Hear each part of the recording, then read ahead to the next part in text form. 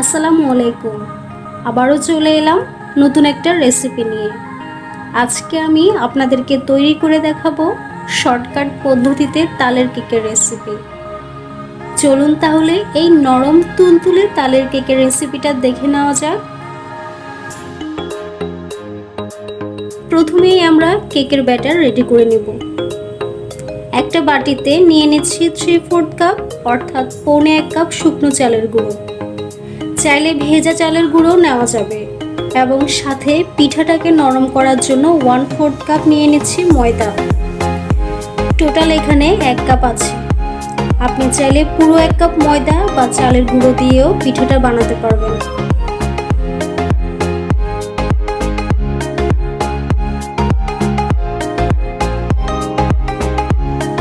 তারপর দিয়ে দিচ্ছি 1 টেবিল চামচ গুঁড়ো দুধ।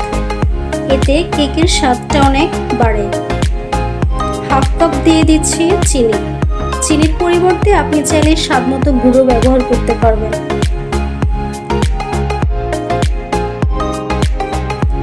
1 চা চামচ দিয়ে দিচ্ছি বেকিং পাউডার। 1/4 চা চামচ দিয়ে দিচ্ছি বেকিং সোডা।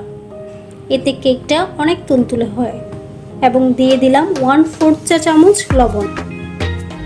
এবার সব শুকনো উপকরণগুলো আমি ভালো করে নেড়ে মিশিয়ে নেব।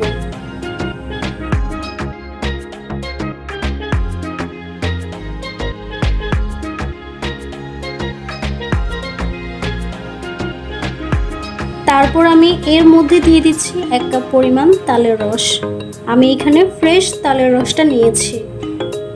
সাথে দিয়ে দিচ্ছি 1/4 কাপ সয়াবিন তেল।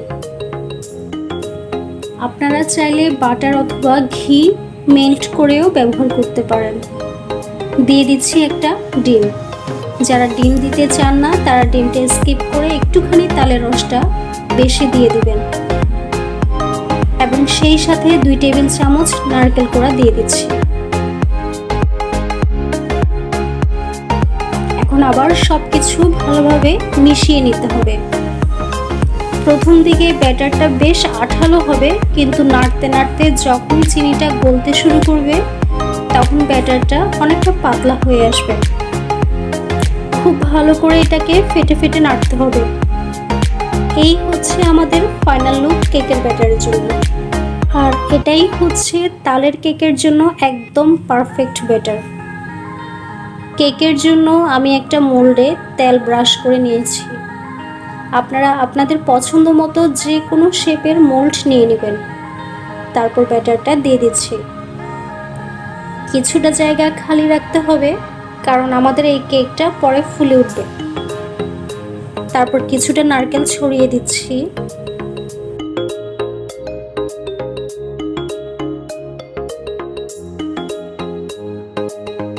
আপনারা চাইলে এই কেকটা ভাপে রেখেও বানাতে পারেন, কিন্তু আজকে আমি এই কেকটা গ্যাস ওভেনে তৈরি করব।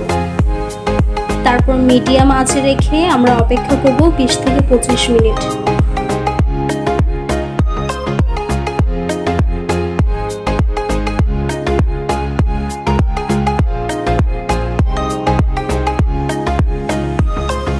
টুথপিক দিয়ে চেক করে নিচ্ছি। টুথপিক একদম ক্লিন এসেছে, তার মানে আমাদের কেকটা হয়ে এসেছে। কেকটা ওভেন থেকে নামানোর পর কিছুক্ষণ ঠান্ডা করে নিয়েছি। এখন এটাকে মোল্ড থেকে আলাদা করে নেব।